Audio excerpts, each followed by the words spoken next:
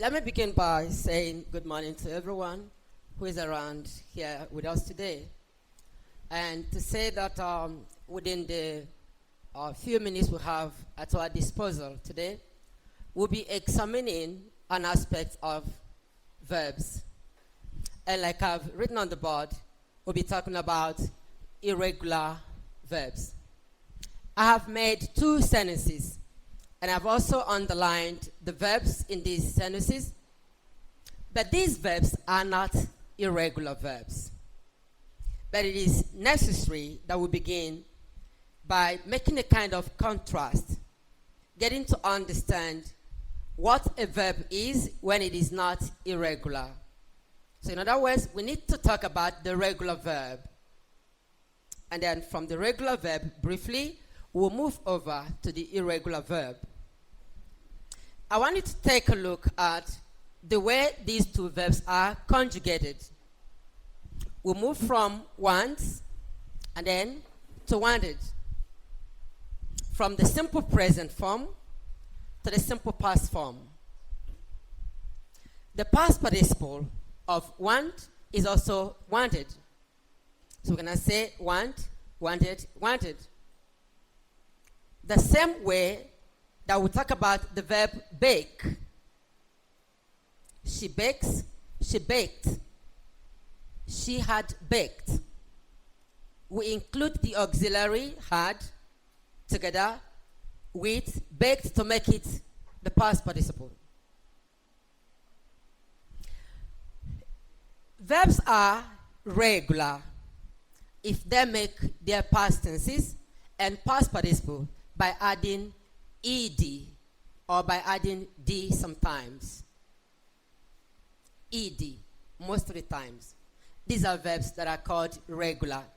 They are more in number in English language. A majority of verbs are regular. And the regular verbs are called weak, the opposite of strong. They are called weak verbs. But it is not the regular verbs that we are interested in today, because we are fairly familiar with them. These are not the verbs that give us difficulties. There are other verbs that behave differently from the regular verbs, and these are the ones that we find difficult making use of. I'll give you our first example. If we are not talking about irregular verbs proper, I've given us two examples of regular verbs. Benita wanted a piece of cake, but couldn't find any in the oven. She wants to look up artifacts in the local museum, but Frank couldn't wait. These verbs are regular. This is the way regular verbs behave.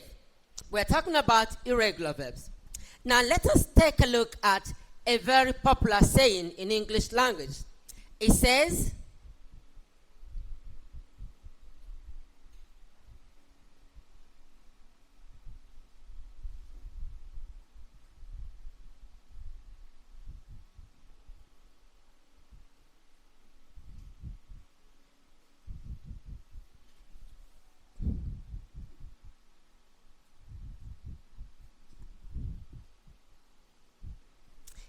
the meal of God grinds slowly, but it grinds exceedingly well. The verb we are interested in here is grind. Grind. It is irregular. Now, if you speak to most of us Nigerians out there, you talk about the past tense of grind, they will tell you grinded. And this is not what it should be. So we go to the market and we ask our local market women to give us grinded pepper.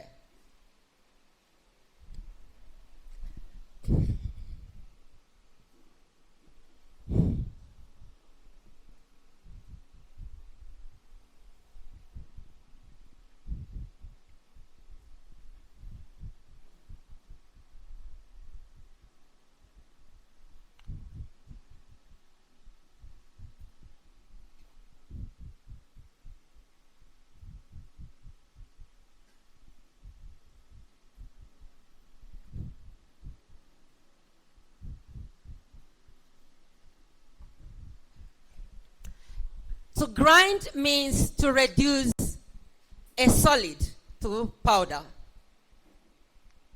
to reduce a solid, something in a solid state, to a powdered form. That's what it means to grind, to crush the solid to a powdered state.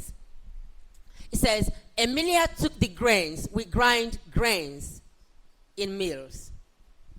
Emilia took the grains to the mill where they were ground, but not where they were grinded. In fact, there is no English word called grinded. So the past tense of grind is not grinded, but ground, the same spelling as the ground on which we are standing. She took the grains to the mill where they were ground, but not grinded or grounded. Ground, they were ground. We say grind, ground, ground for present form, past form, and past participle. Grind, ground, ground.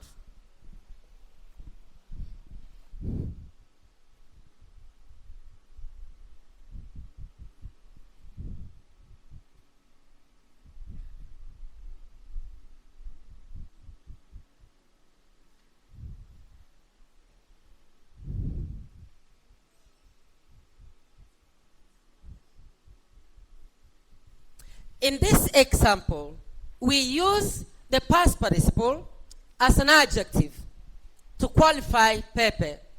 It says you need some ground pepper for the meal, but not you need some grinded pepper, you need some ground pepper. So when pepper has been crushed to powder, we say it is ground and not grinded.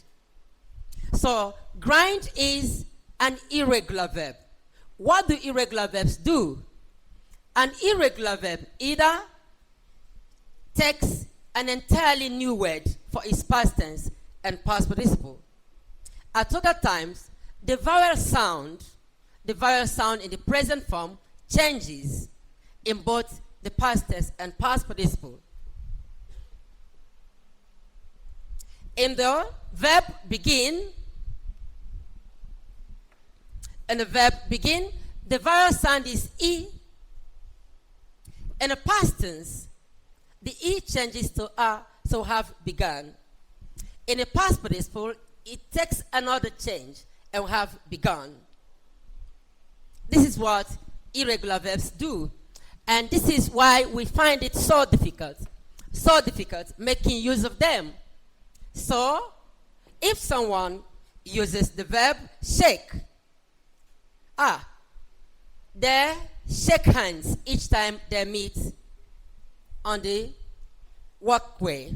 Each time they meet on the walkway, they shake hands. And so you now say, yesterday they shook hands. Because we are used to the regular form of the verbs and the way they make their past tenses and past participles. You say they shook hands. When you say they shook hands, they shook hands. They always shake hands when they meet on the sidewalk. Yesterday, they shook hands with each other, but not they shook hands with each other. Then you say, oh, they had just shaken hands, but not they had just shook hands, or they had just shaked hands. So the past participle becomes shaken. They had just shaken hands while we were approaching them. They had just shaken. Now it is being able to make these conjugations that we find difficult when we are making use of irregular verbs. But it is not something so difficult that we cannot overcome it, but then it requires regular practice. That is why you have to speak French in order to become better in French, and you have to speak English to become better in English language, because in Nigeria and the rest of Africa, English is a second language. It is the effort we make at practicing it that makes us better at it. Now, let us take a look at another irregular verb.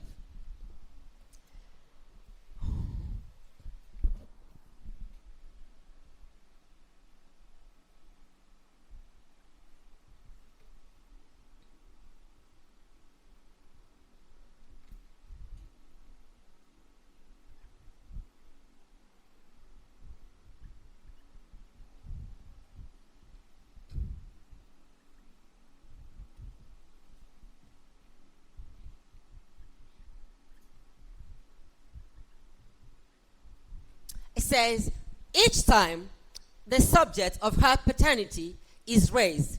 Julieta lies. The opposite of truth. Julieta lies.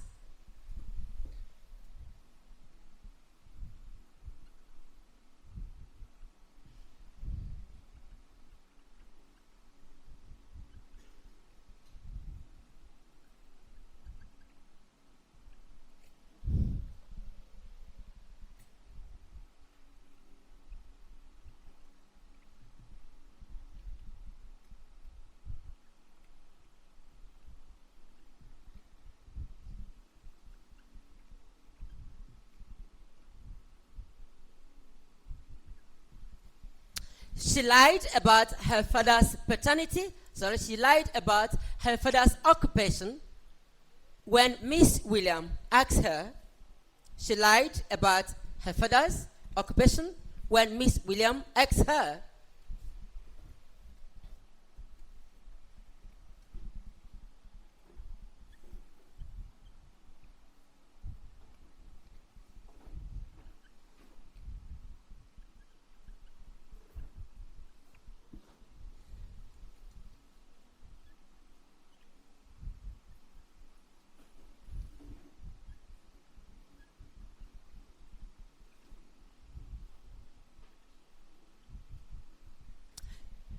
Julieta has always lied, even while we were in college.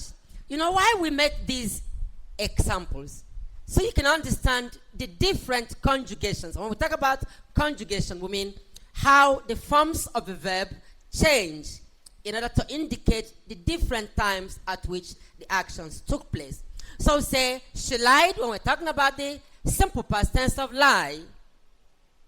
We say lied. Good. And then to use the past participle, which is spelled in the same way as the simple past tense, it has to go with an auxiliary. Has. Without the auxiliary, this is the simple past tense. The spelling is the same. But with the auxiliary, this becomes the past participle. The past participle must go with an auxiliary to be used correctly. The simple past tense and the simple present tense are used on their own because these two are finite. That is what we mean by a finite verb. The simple present tense and the simple past tense. A verb form that can be used just the way it is without a helper. Helpers are auxiliaries. A verb form that makes sense or makes the predicate of a sentence without a helper is finite. Simple past tenses and simple present tenses are finite. But a past participle and a present participle and the infinitive are non-finite. They can be used on their own. They require auxiliaries. So to use lied when it is a past participle, we use an auxiliary along with it. We can say has lied, have lied, or had lied, as the case may be. Are we making sense? Good. Now I'm talking about how to use the verbs with subjects. I think that belongs to another discussion, but which you should already be familiar with.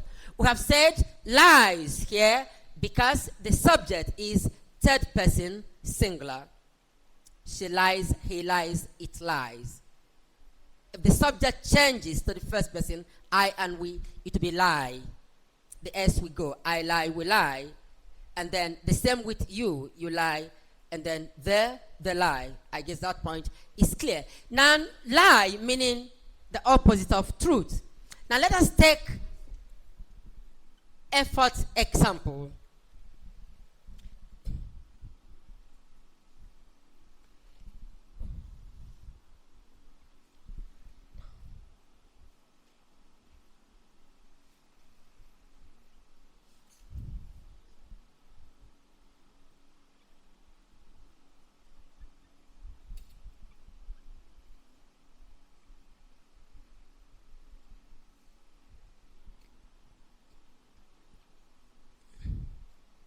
It says, we lie down on the sofa when we are done with our work. In this example, we've used lie along with the adverb down to form a phrasal verb. And the meaning changes, but the spelling remains the same. Now, in this example 4, lie doesn't mean the opposite of truth, but it means to put oneself in a position of someone who is asleep, to be prostrate, to lie. Good. And when we use lie in this sense, it is usually followed by down or a preposition. So the example can be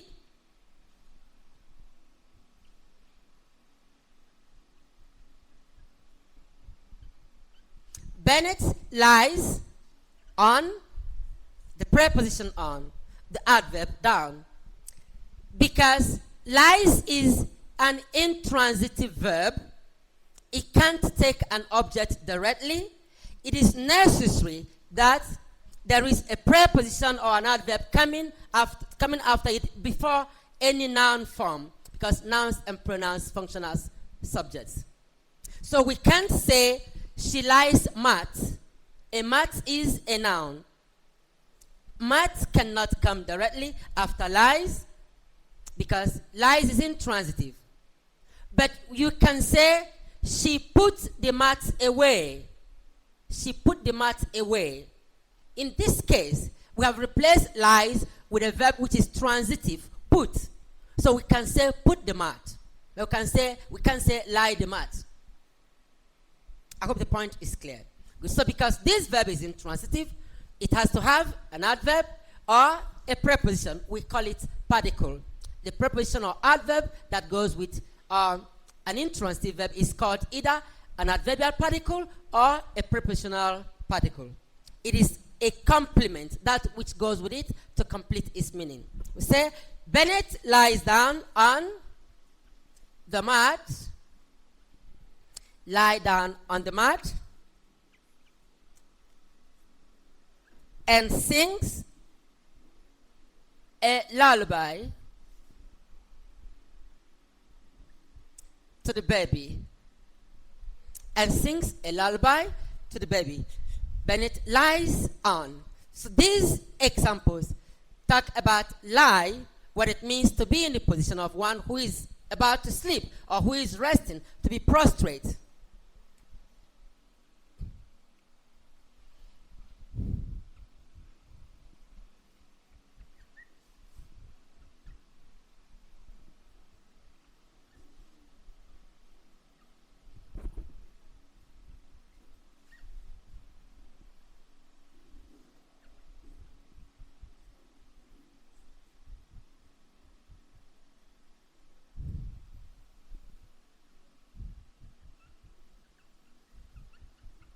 It says, the workman lies in a hammock after work. You can see that in these three examples, the particle that goes with lies keeps changing. We say, lie down, lie on, lie in.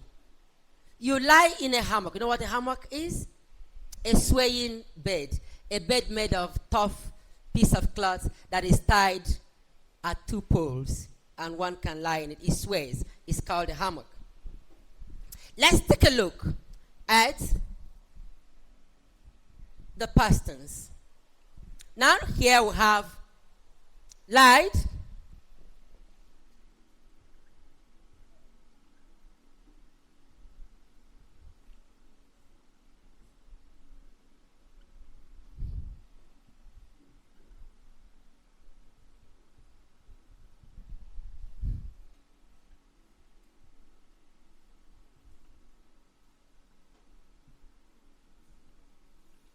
it says, before they lay down to sleep, it was close to midnight. Before they lay down to sleep, it was close to midnight. So the past tense of lie is lay. If lie means to put oneself in a prostrate position, then the past tense is lay. Now this is where the confusion will come. Because someone can say, she lies. And then in the past tense, you now say, she lay to him. Instead of she lied to him, you say, she lay to him. So you mix the past tenses up. So the spellings are the same in the simple present. But the past tense of lie is lay, if you're talking about sleeping, or the position of one who is asleep. So we say, before they lay down to sleep, it was close to midnight.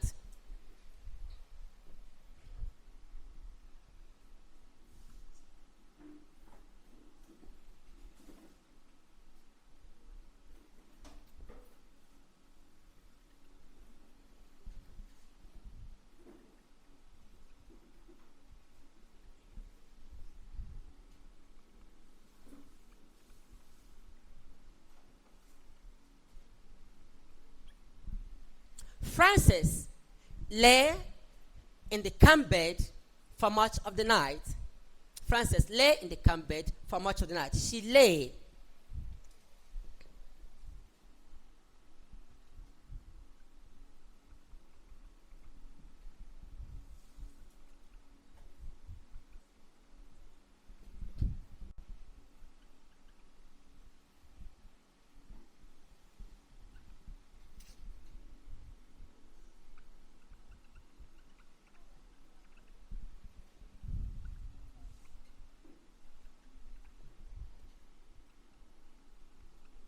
Now, take a look at this. It says, the family had lain down. Can you see the change?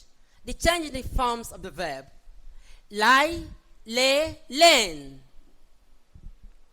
Lie, lied, lied. Past, present, past tense, past participle. And then we say lies, lay, lain.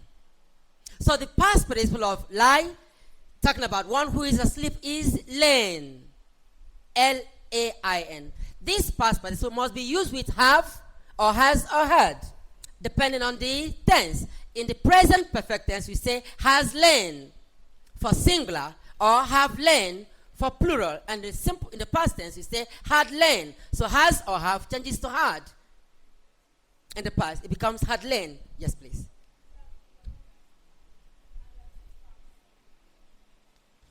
Am I too fast? It's because you're such a sharp girl, and I knew you would be following me. All right, let's hear. What area exactly are you confused? Item E. This item. Which one? D. Okay, what we've done in D is simply to change lies to the past tense. You lie down to sleep, am I right? Good. Now, when you want to say you did it in the past, you say you lay. You say, I lie down.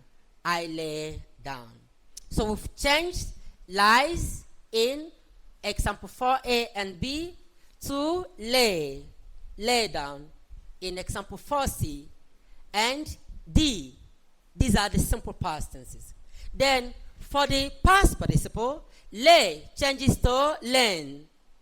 But lain cannot be used alone because it is non-finite. It must have an auxiliary, which is why we have had here. So we say, the family had lain down. We say had done something when we mean that two actions took place in the past. When one would say that one of them just happened before the other followed, then the first action, the one that just happened in the past, is the one that has the auxiliary before it. There are two actions here we say occurred and then lain. They both happened in the past. The explosion occurred, then they lay down. We are trying to say that one happened before the other. We mean that the lying down took place in the past before the occurring of the explosion. Are we making sense? Good. So we say had lain down.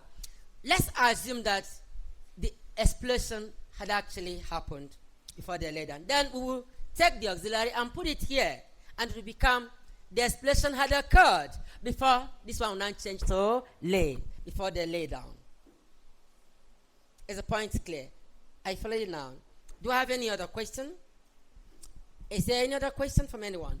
All right, so we can go on. So you can see the conjugation. In English grammar, we use the word conjugation when we mean the way verbs change their forms to indicate the time of the action. So that is why we will say we go to school every day, and now we say we went to school yesterday. So the verb go is conjugated. That means it is changed. The form changes to went. She had gone to school before Daddy called him. He had gone. So the same verb go becomes gone in the past participle, and we include the auxiliary had. He had gone to school. So if you do not know how to conjugate the verb, say from go to went and then gone, then you will make a sentence such as he has went to school, which is incorrect. He has went to school. Or he has go to school. No. So knowing how to conjugate verbs correctly helps you to purify your spoken English in this manner. So let's now go back to what we are talking about. So we've seen the differences between the two verbs which are presented both as a lie. It can mean to tell an untruth or to be prostrate like one who is asleep. And they are conjugated in different ways. Lie, lied, lied, and then lie, lay, len. Is the point clear? Good. Now let us take our example 5.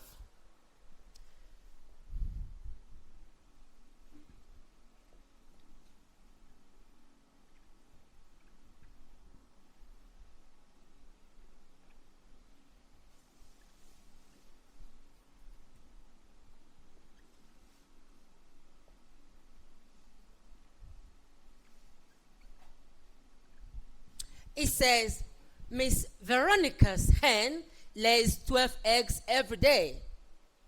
You see, we bring the same verb we've seen again, lay, once more. But it has nothing to do with what we have here. This is also what causes confusion. The fact that lay, which is past tense of lie, is also another verb of its own, which is present tense. So in this example, lay is a present tense. It means to put something somewhere. The teacher laid the marker on the table. The teacher laid the marker. He put it on the table. That is what it means to lay. So when we say a hen lays eggs, we mean it drops the eggs. It puts the egg somewhere. Miss Veronica's hen lays 12 eggs every day. Now let's take a similar example.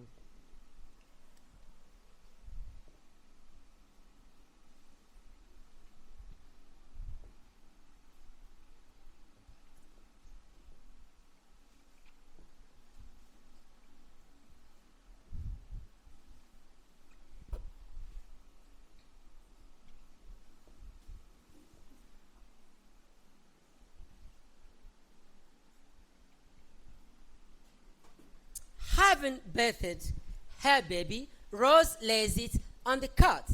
When we talk about a woman putting a baby in the sleeping position, we don't use lie. We don't use this lie. When you are talking about laying someone else, to lay a dead body in the mortuary, you use lay. We don't use lie. We use lie if someone is doing it himself. I lie, she lies down, he lies down, they lie down, we lie down. If it is someone that is doing it for you, putting you somewhere, the right verb to be used is lay. So we say, having birthed her baby, Rose lays it on the cot. But not Rose lies it, no. Are we making sense? So we can go on now.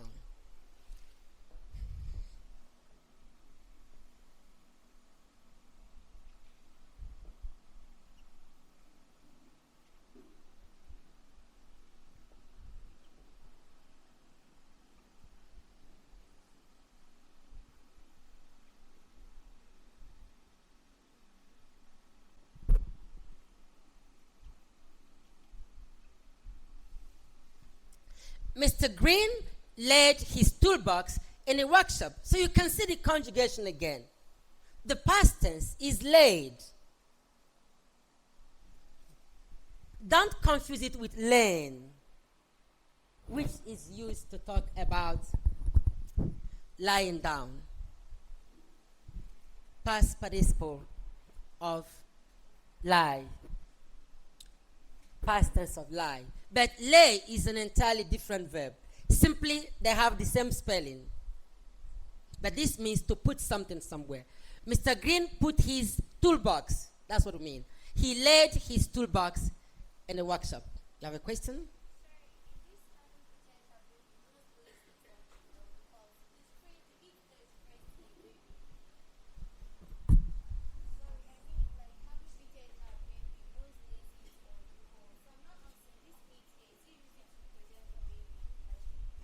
Okay, is it All right, the problem is having birthed her baby. Rose lays it on the cot. I am just following the grammatical convention, the rules of grammar. We refer to babies using the pronoun it. We use it for baby and child until we know that it is male or female. Then we change to he or she. Baby or child is neuter gender. You could say unisex. So we use it. But when we know it's a female baby, we now change to she. Please, I'll get across to you later on. I'm in a classroom. Thank you very much. All right. I hope that point is cleared. So we say that child is playing. It could injure itself. But if the person you are speaking to already knows the gender of the child, you can say he or she. Is the point clear? There. So the past tense of lay is laid. The past tense of lay, the past participle of lay is lain. Don't confuse this. So you have to make it clear. Now let's take another example.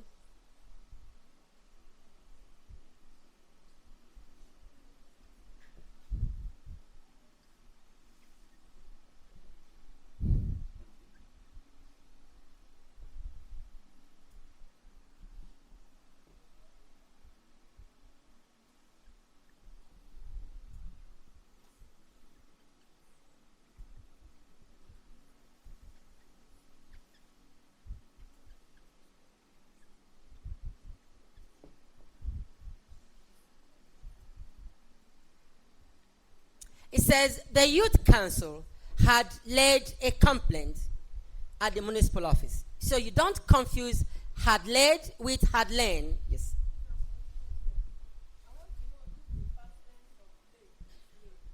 If the past tense of lay is a laid, yes. But the past participle is also laid. But then the past participle must have an auxiliary with it. Is it clear? So it is a past participle that we've used here. But you can see the meaning has changed. Laid here no longer means to put something somewhere, but it means to lodge a complaint. Complain. Lay a complaint. Lodge a complaint. So the meaning proper of laid here is to lodge. They have lodged a complaint. She has lodged a complaint. To complain about something. Lay a complaint. Do we have questions on this?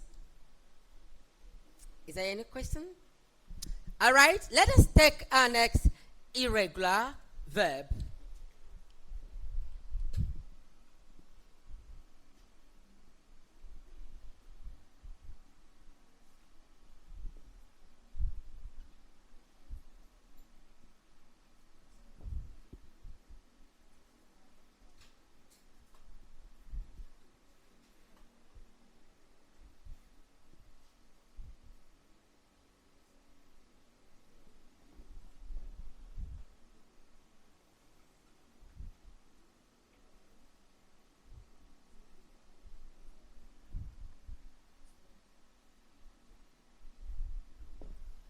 It says, every year, the prison authority hangs some condemned criminals. So the irregular verb is hangs. Are we through with this part of the board? Is everyone through with this part of the board? All right.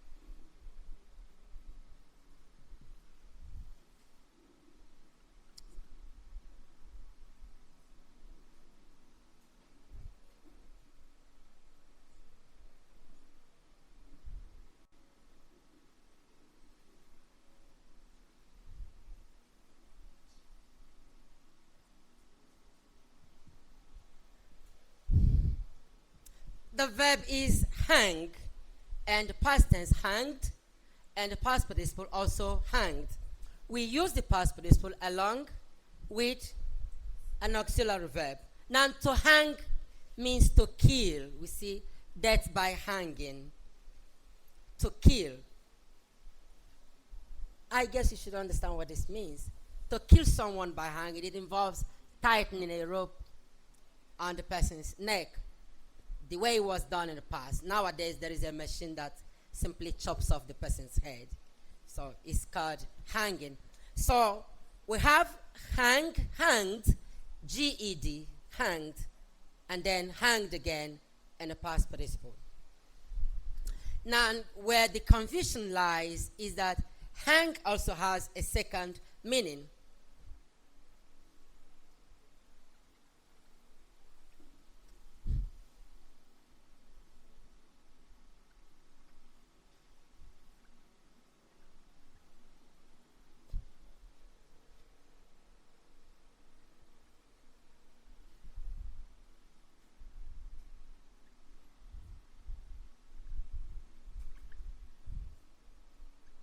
Says the laundryman hangs the clothes on the line to dry. It is the same hang, simple present tense, hang or hangs.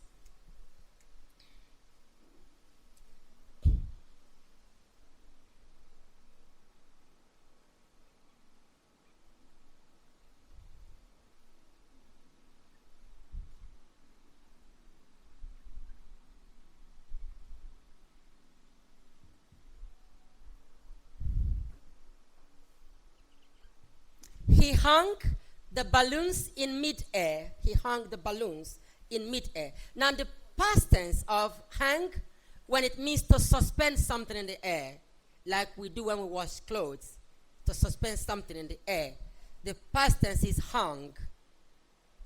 So the past tense is different if hang means to suspend something in the air from what it is when it means to kill by hanging. So have hang, hung, hung, and then hang, hanged, hanged. So when you make use of hang, you know which meaning you have in mind, and then which past tense and past participle that you can use.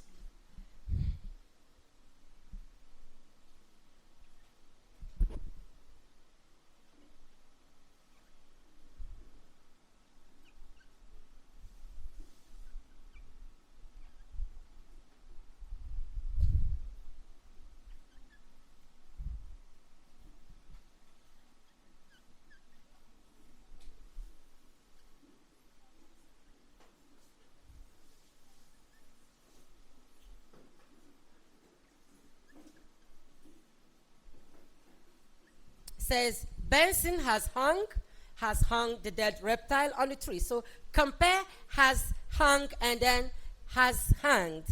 Has hanged, good. Has hanged, has hung. So in this way, you are able to differentiate one meaning from the other by using the right form of the verb. Do we have questions? Number 6 is, where's number 6? This one. All right. You don't need to be confused. What we mean is this.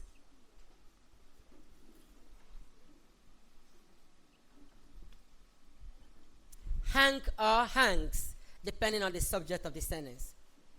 I hang, you hang, we hang, they hang. She hangs, he hangs, it hangs. You understand? Good. And they have different meanings. So we say hang here if you are talking about suspending anything in the air. For instance, someone hung this here.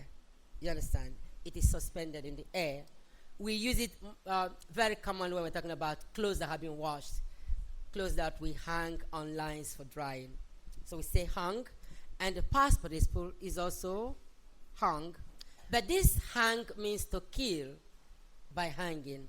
So the past tense is hanged, and the past participle is also hanged. To use the past participle very well, both this and this, we need the auxiliary has or have or had, depending on the tense. So we can talk about has hung, have hung, had hung, or has hanged, have hanged, and then had hanged. But the first two, the simple present tense and the simple past tense, are finite and so can be used alone without an auxiliary. Is it? Are you sure it is clear now? Any other question? Another question? Good. So we can go on.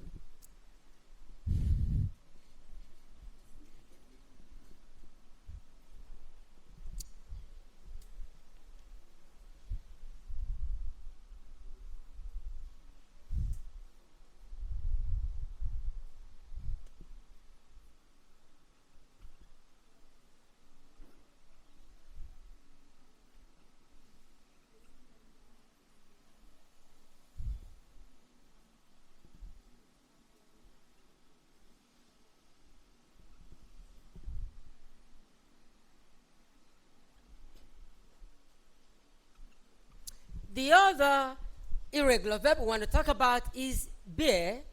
Bear. Good. It says, the goat bears 2 kids annually. Bear. Bear means to give birth. It is also used to talk about humans giving birth to babies. Good. A woman bears a child. A woman bears a baby. Goats bear kids. Dogs bear puppies. Cows bear calves. And so on and so forth. To bear, to give birth to something.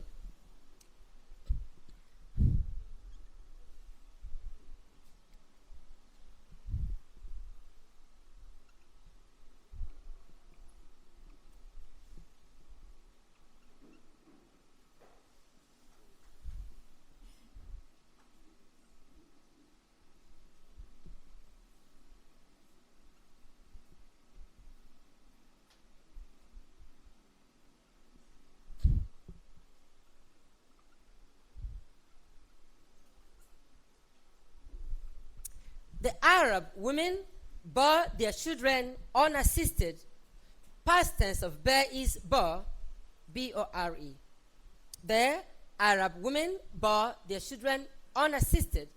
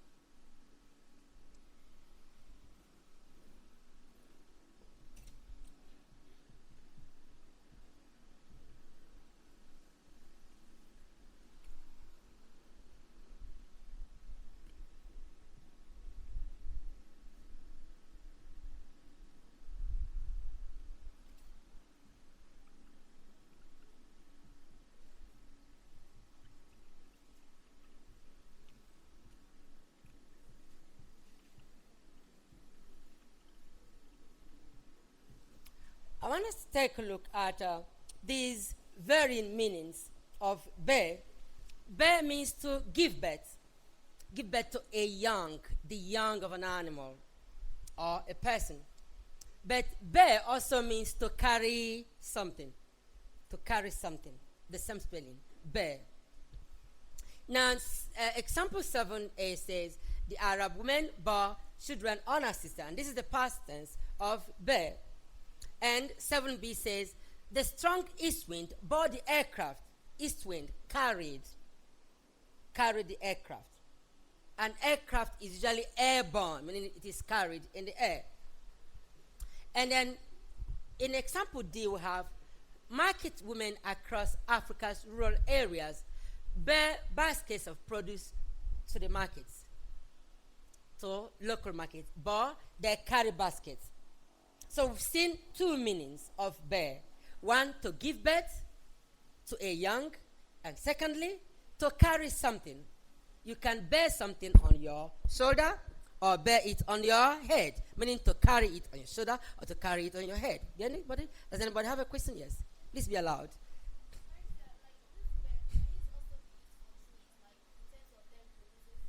Producing? So it has the same meaning.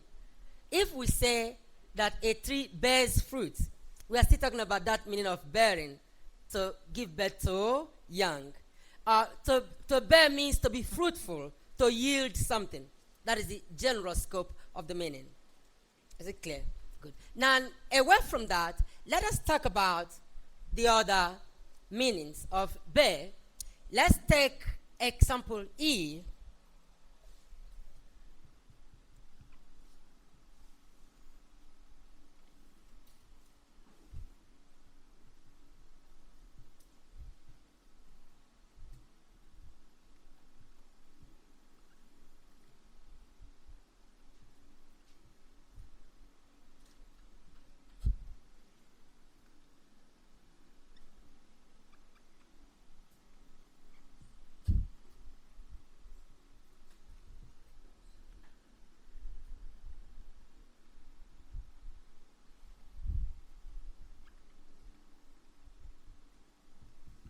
It says, Mrs. Susan Wright bore the death of her only daughter with much less fortitude.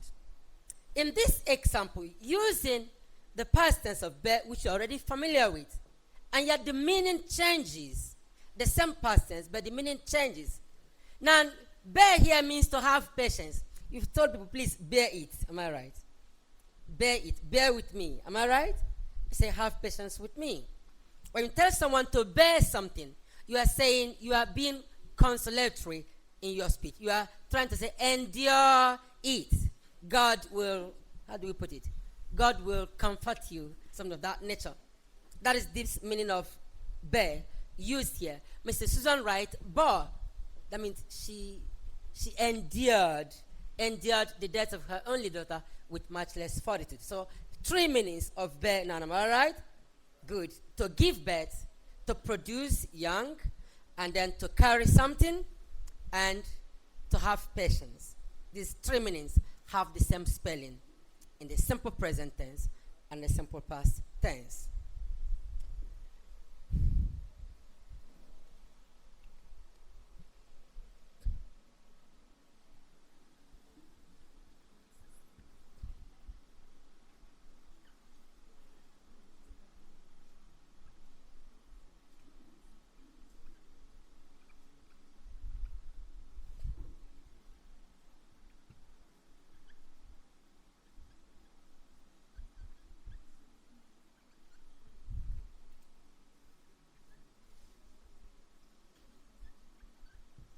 It says, Mrs. Andres was born in 1972 during the Cold War.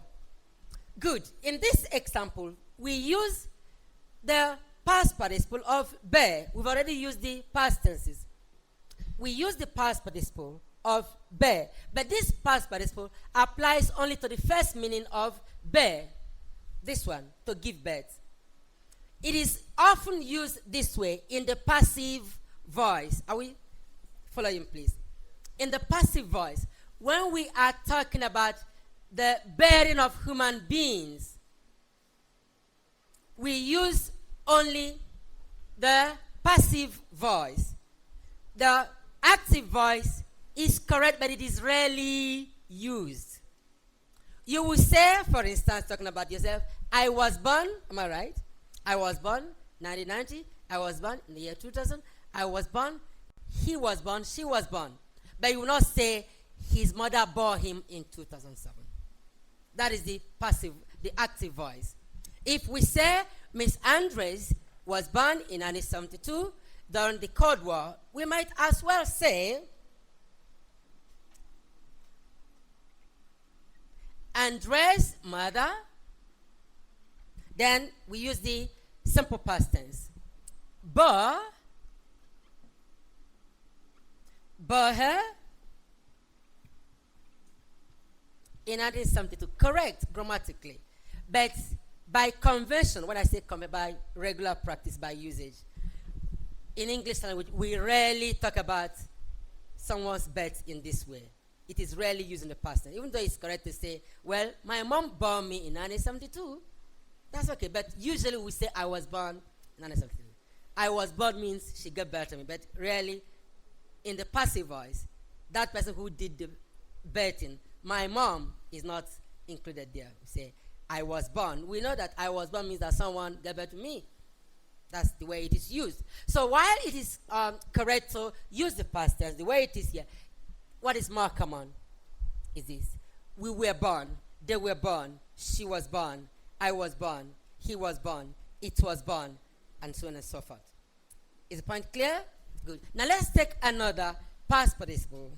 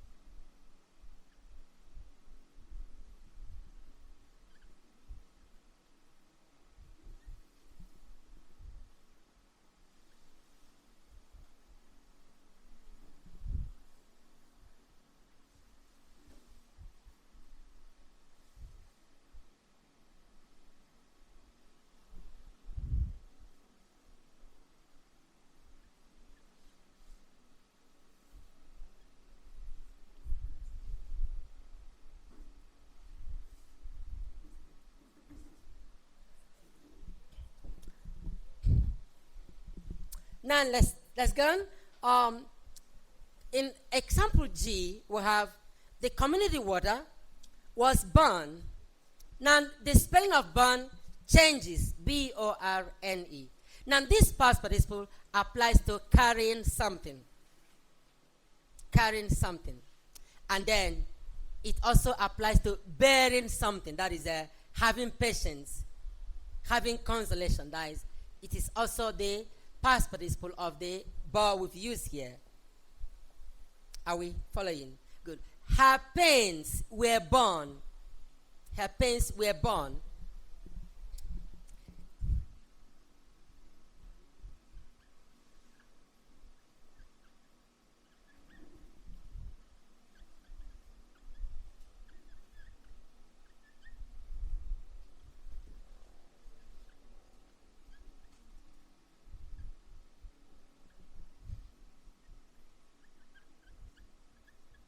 Her pains were borne with great courage. That means she bore her pain, she carried her pains with great courage. So this born is past participle of bear, when bear means to carry something or to endure something. But the first past participle, born, applies to bear when it means to give birth to young. So sentence 7, G says, The community water was borne to the families in underground steel pipes. We talk about pipe-borne water, water carried in pipes. So this is the borne that we mean here. The community water was borne, meaning was carried to the families in the community in underground steel pipes, pipes made of steel and laid underground. Anita's plane was already airborne, carried in the air, was airborne, was already carried, was already floating, was already airborne when we arrived at the airport. Her parents were born. So you can see that these past participles, born and born, all have auxiliaries accompanying them. Otherwise, we'll not be able to use them on their own. We say was born, and then was airborne, and were born. Do you have questions? Is there a question? Is there any question? None?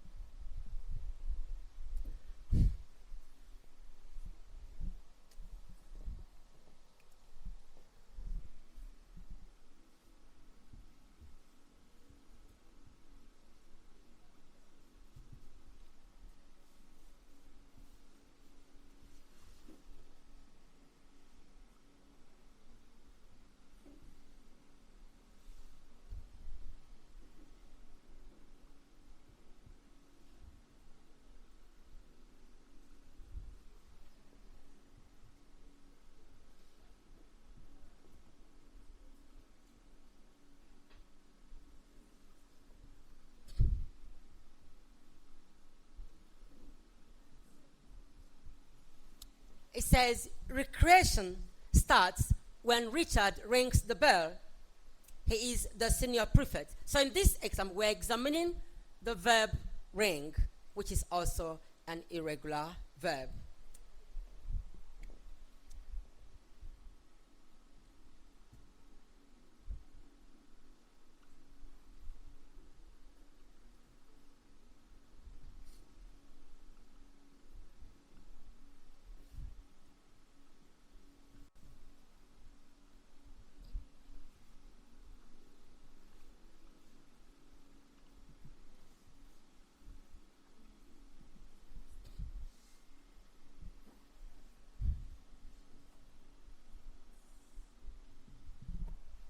When the bell rang late, our recreation time was extended.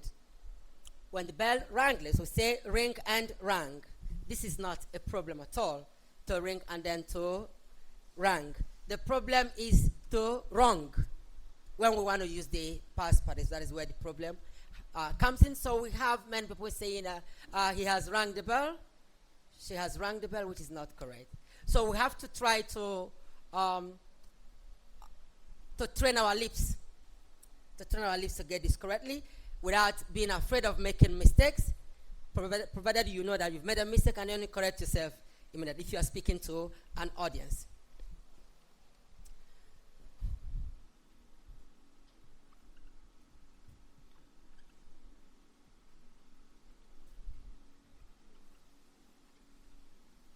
It says, has the bell rung, but not has the bell rang?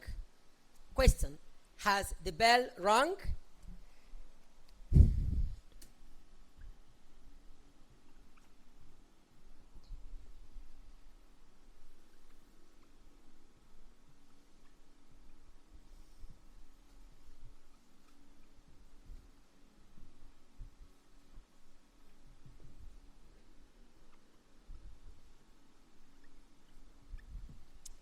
He has rung the bell. He has rung the bell, but it wasn't loud enough. But not he has rang the bell. So the temptation to say has rang is what we try to train ourselves against through regular practice. So the past participle is wrong. The simple past tense is also wrong. The past participle wrong. The past participle must be used as a have wrong or has wrong or had wrong, as the case may be.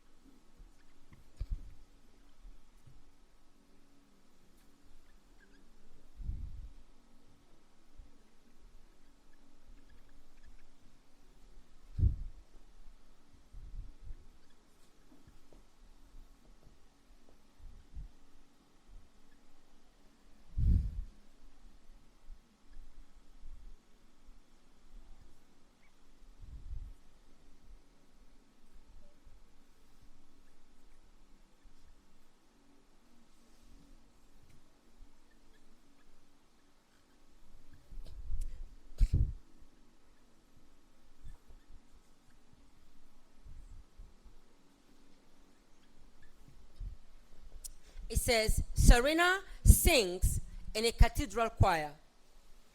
She sang soprano during last week's concert. In this example, we have sing, which is also an irregular verb, and the past tense sang.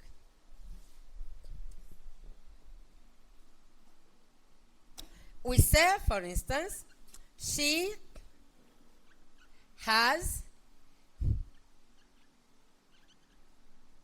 has sung some songs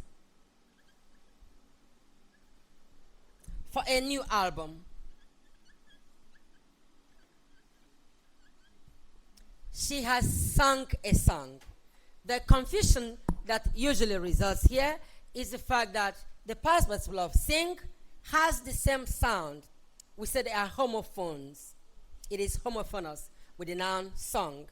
They are pronounced alike, and then speakers think it sounds awkward to say has sung a song, has sung a song. So some people will simply say has sang a song, which is not the correct form.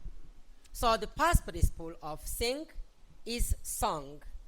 Is the same pronunciation as the noun sung, but of course it's a verb. The noun is a noun, the verb is a verb. The simple past tense is sang. The past participle can be used as have sung. We have sung our national anthem. We have sung our school anthem. Good. They have sung. She has sung. He has sung. As the case may be. Do you have questions? Is there any question?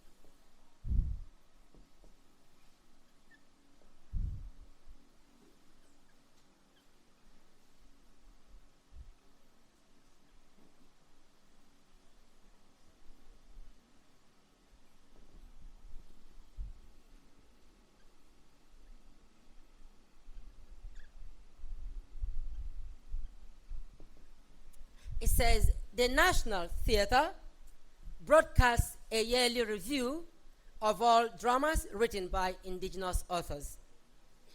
The National Theatre broadcasts, so the irregular verb is broadcast. We want to avoid saying broadcasted. We want to avoid saying broadcasted as a past tense and past participle of broadcast. So this is a verb that repeats itself. Repeats the simple present tense and the simple past and the past participle. So we say broadcast, broadcast, broadcast. Past tense is broadcast. Past participle is broadcast. Present tense is also broadcast. so it doesn't change. Good. Now, we can use the simple past tense this way.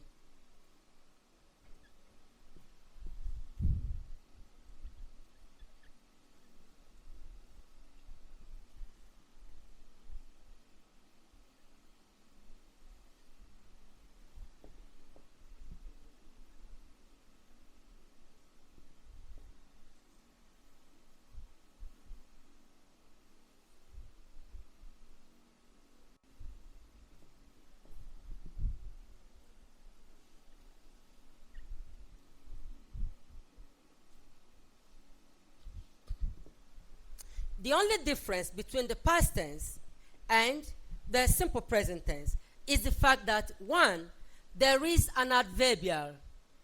There is an adverbial that indicates that the action is referring to one that happened in the past. And then again is that the S that sometimes accompanies the simple present tense is always present. The simple present can be broadcast or broadcasts. I mean, it may end with an S or may not end with an S depending on the subject.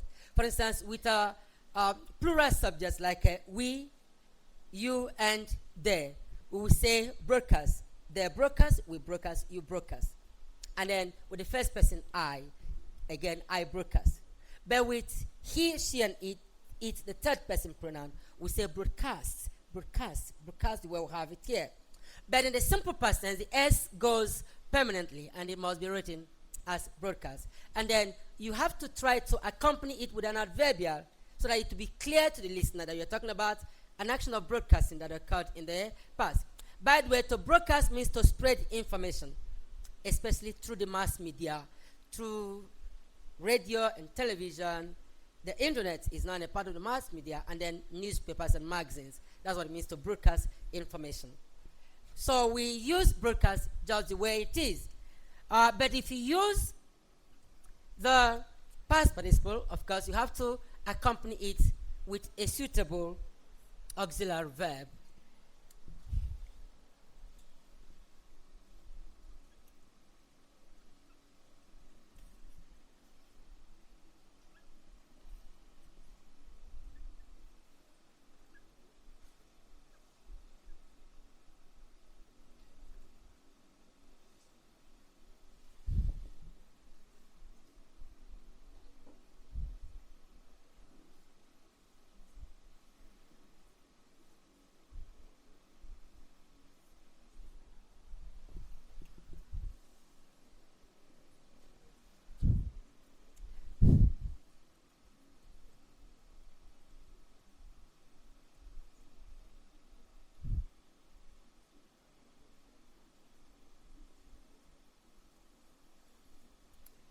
So you see the past participle used, first of all, together with the verb to be, functioning as the auxiliary has and been. It says, the news has been broadcast. The news, but not has been broadcasted. No.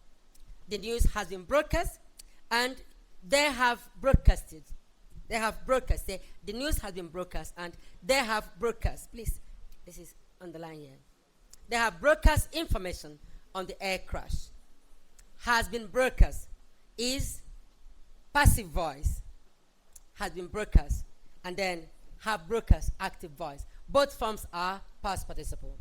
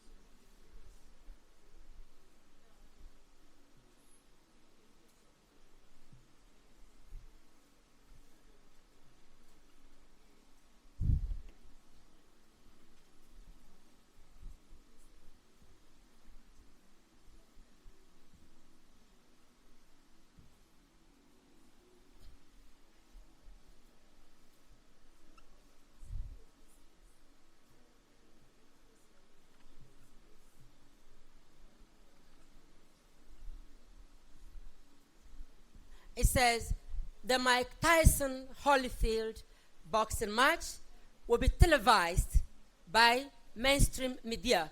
Now, if it is difficult for you to use broadcast, especially when it has to do with television, then you may prefer using televised, which is not an irregular verb. This one is regular. So it ends, it's past participle like other regular verbs by adding ed. Say televised. So you can use televised. If it's difficult to say the radio station broadcast the information, you can say, if you're using television, say, the television televised. Televised, can you see? Televise the information or broadcast the information. So if broadcast is too difficult for you, you're not yet used to it, then you prefer using televised, which gives you the same information. We said televised, then televised, and again televised in the past participle.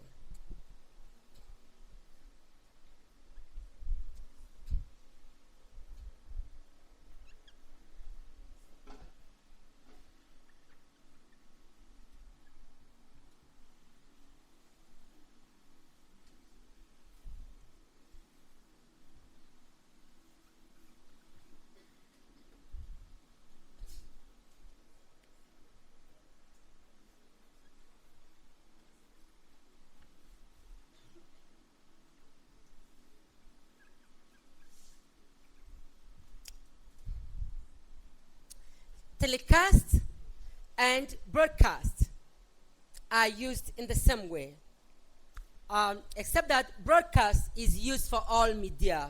For all media, telecast and televised are reserved for television broadcast only. But telecast behaves in the same way as broadcast. It is telecast, telecast, telecast for present tense, past tense, and past participle.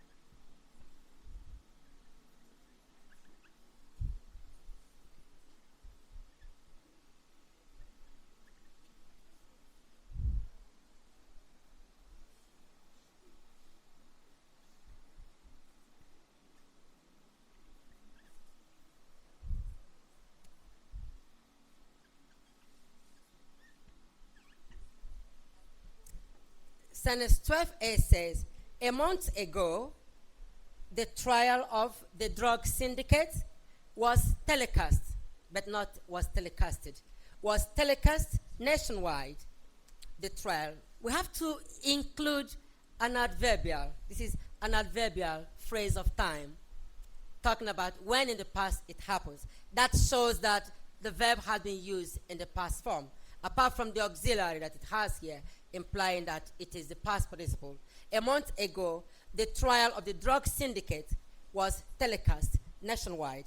And then 12b says, is a question, says, when does the television house telecast children's movie? When does the television house telecast children's movie?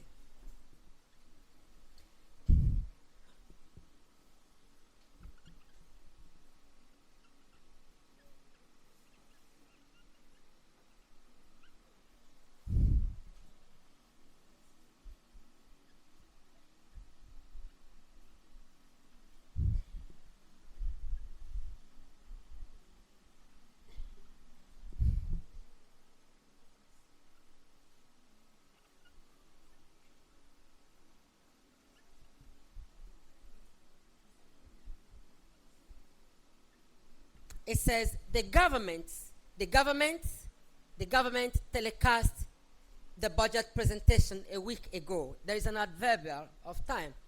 But not the government telecasted. No. So we have to avoid this. The government telecast the budget presentation a week ago. Questions? Any question? None. So we can go on.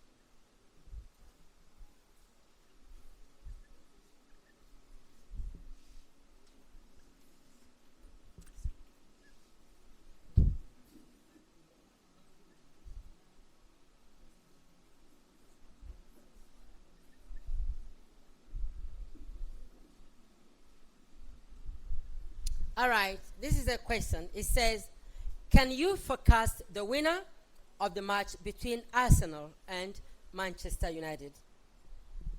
Can you forecast? Now, forecast is an irregular verb. It means to predict. It means to talk about what will happen in the future, to forecast. People forecast the weather.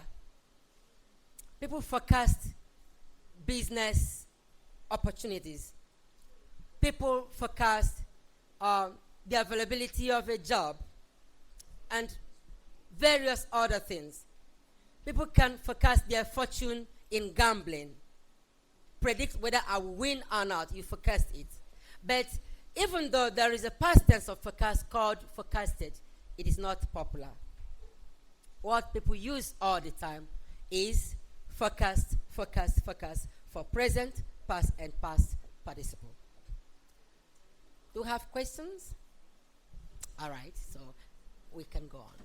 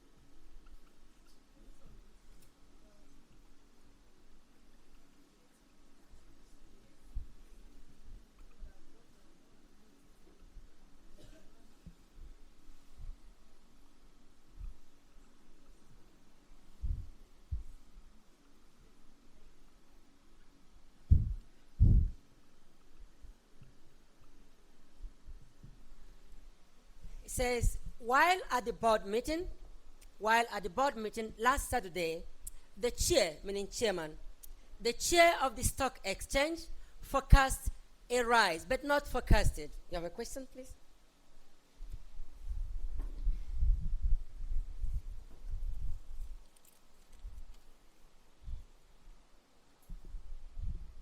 He said, yesterday, he forecast the match. Is it correct? Yes, it is correct, absolutely.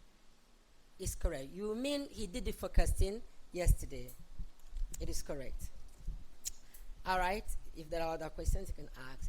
So, while at the board meeting last Saturday, the chair of the stock exchange forecast.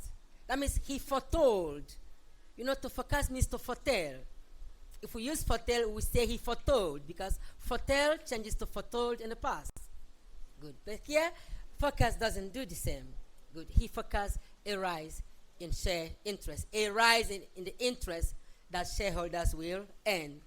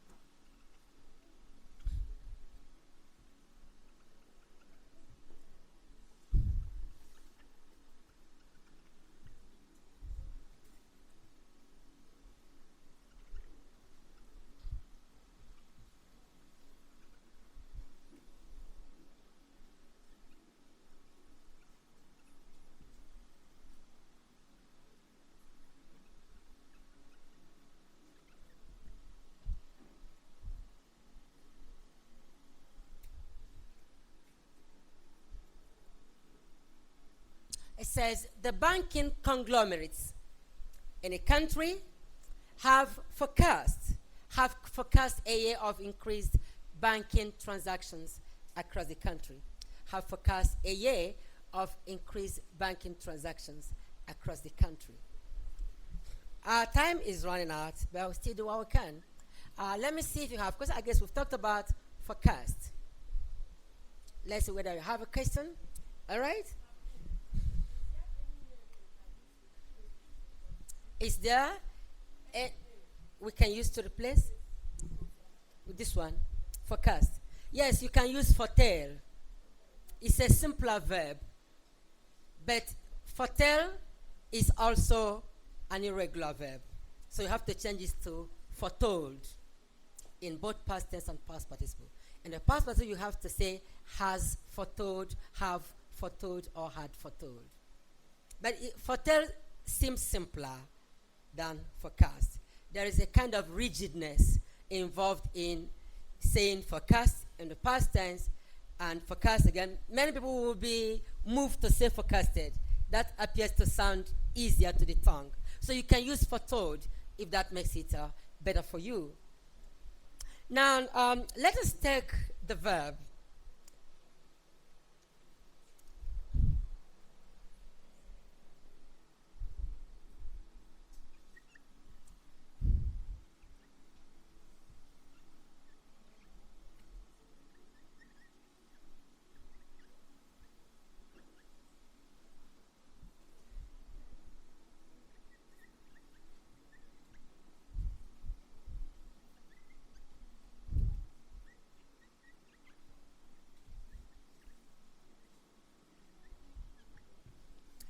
The verb is bereave.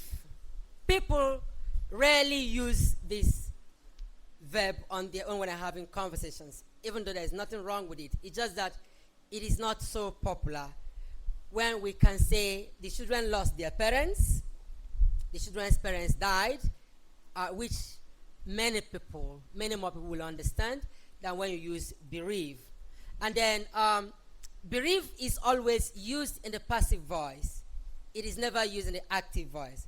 It is always was bereaved, were bereaved. She missed her examination because she was bereaved. She lost somebody. She was bereaved. So it is always used only in the passive voice, but never in the active voice.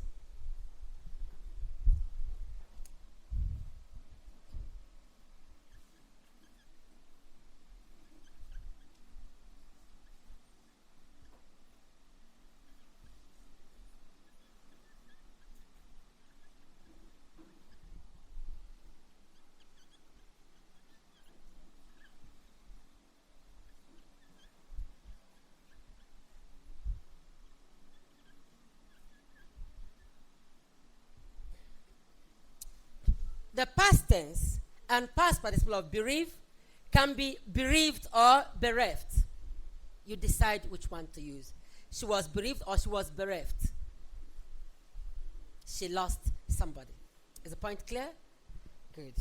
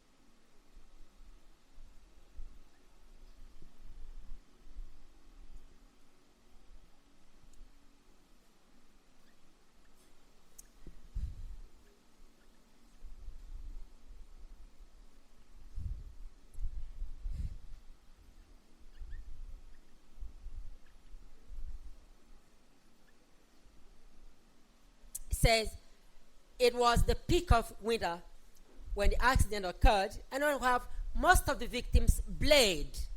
In English grammar, we say bleed, and then bled but not bleeded. Bleed, bleed, bled, bled. That is present past participle. Bleed, bled, bled, meaning to lose blood from an injury. What we've used here is a simple past tense. It was the peak of winter when the accident occurred. Most of the victims bled to death.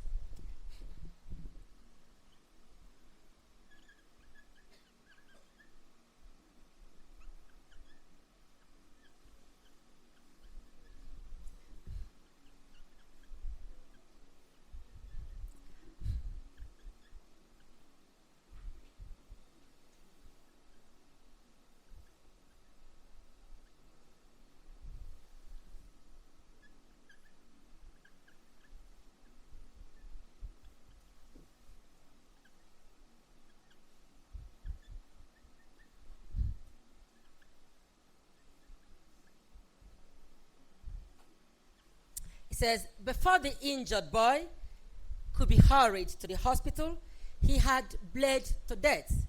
But not he had bleeded to death. No, there's nothing like bleeded. He had bled to death. So we've used the past participle of bleed here. Bled, we say had bled to death.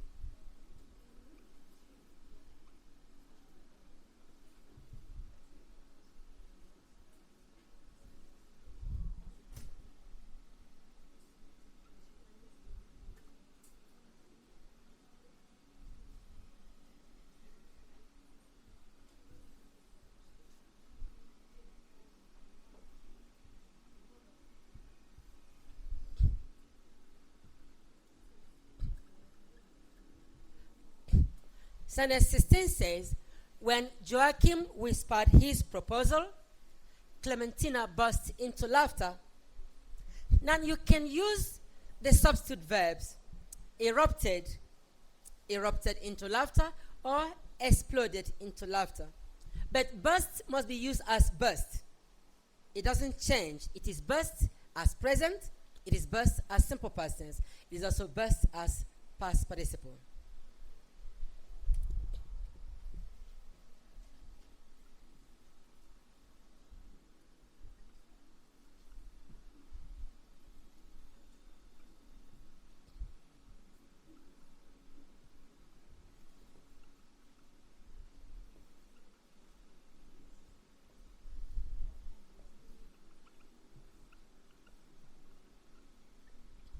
Past tense. The oil pipe burst. The oil pipe burst and caused a fire outbreak.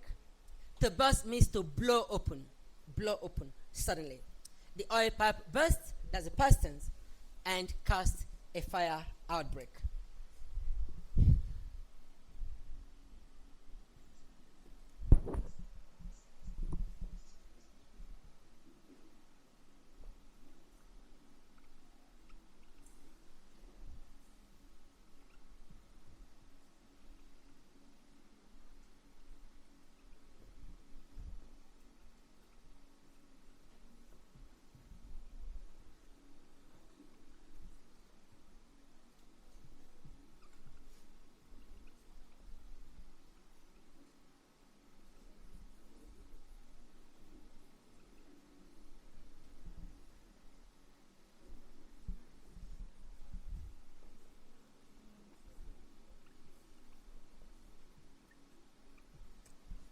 When the fire machine arrived, the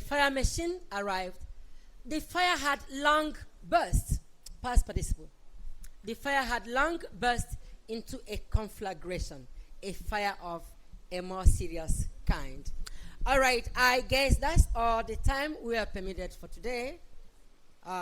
We've been able to examine some important verbs that are irregular. There are many irregular verbs. They run into millions, and they are very interesting verbs to use. So we need to make some effort to learn how to use them effectively so that there will be variety in the choice of verbs we use when we speak and write. I'll still take questions, a number of questions, if there are any. Have we questions? Questions? None? All right, that will be all for today. Thank you very much.